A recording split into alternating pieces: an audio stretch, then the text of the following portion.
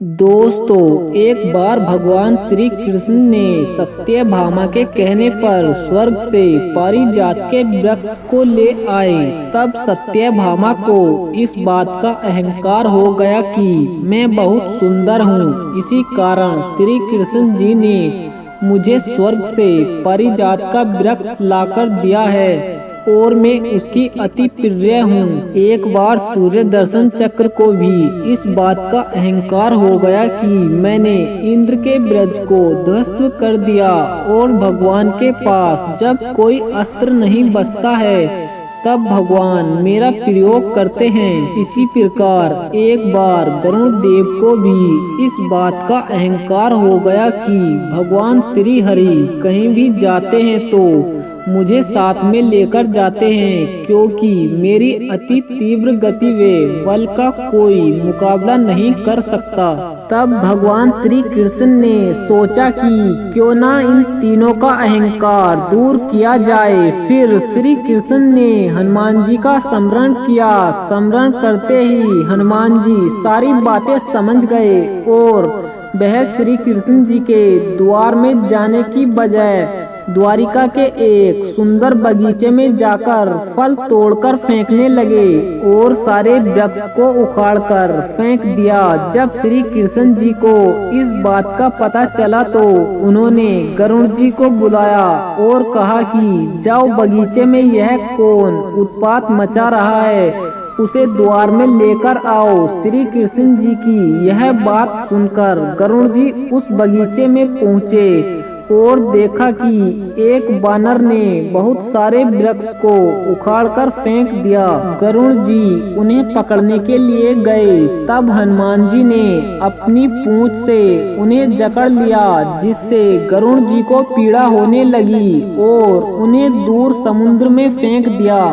फिर वह बड़ी मुश्किल से संभले और श्री कृष्ण जी के द्वार में पहुँचे और कहा कि वह कोई साधारण बानर नहीं है। इतना सुनते ही भगवान श्री कृष्ण ने कहा कि वह जरूर श्री राम के परम भक्त हनुमान जी हैं।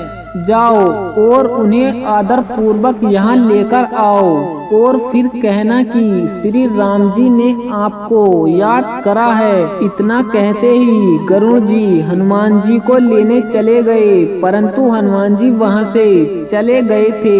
वह उन्हें ढूंढते ढूंढते मल्य पर्वत पर जा पहुँचे, जहाँ पर हनुमान जी श्री रामचंद्र का ध्यान कर रहे थे। उन्होंने हनुमान जी से कहा कि मुझे अपनी गलती का आभास हो गया है, मुझसे भूल हो गई है, कृपया करके आप मुझे क्षमा कर दें। और श्री रामचंद्र जी ने आपको द्वारिका में याद किया है, अतः आप मेरे साथ चलिए और मेरी पीठ पर बैठ जाइए। मैं कुछ ही समय में वहां पर आपको ले चलूंगा। हनुमान जी ने कहा कि आप चलिए, मैं आपके पीछे पीछे आता हूँ।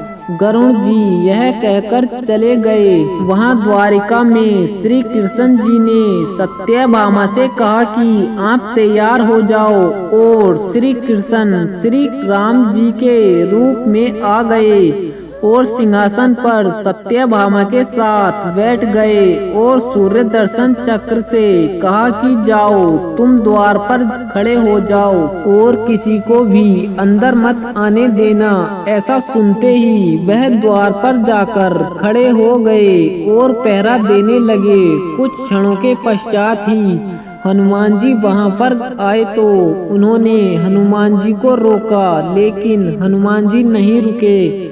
उन्होंने सुदर्शन चक्र को अपने मुंह में रख लिया और अंदर आ गए और श्री राम जी को प्रणाम किया। रामचंद्र जी ने कहा कि आपको तो गरुड़ जी लेने गए थे, वे कहाँ हैं? आप तो अकेले आए हैं।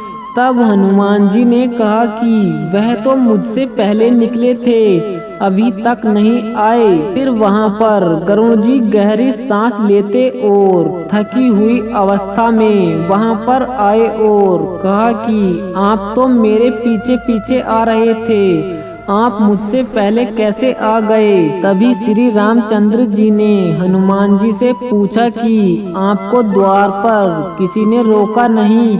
तब हनुमान जी ने मुंह में से सुदर्शन चक्र को बाहर निकाला और कहा कि हे प्रभु, बाहर तो रोका था, परंतु मैं आपको प्रतीक्षा कैसे करवाता, इसीलिए मैंने सुदर्शन चक्र को मुंह में रख लिया। यह सब सुन भगवान मुस्कुराते हैं। हनुमान जी ने कहा कि हे प्रभु, माता सीता नहीं दिखाई दे रही है और आपने यह बगल में किसको बैठाया है?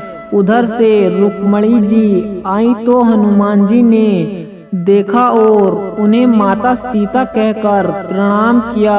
यह देखकर सत्यभामा का घमंड टूट गया। इसी प्रकार सत्यभामा, सुदर्शन चक्र, गरुड़ देव तीनों का अहंकार टूट गया। उन्हें अपनी भूल का आभास हो गया। जय श्री कृष्ण।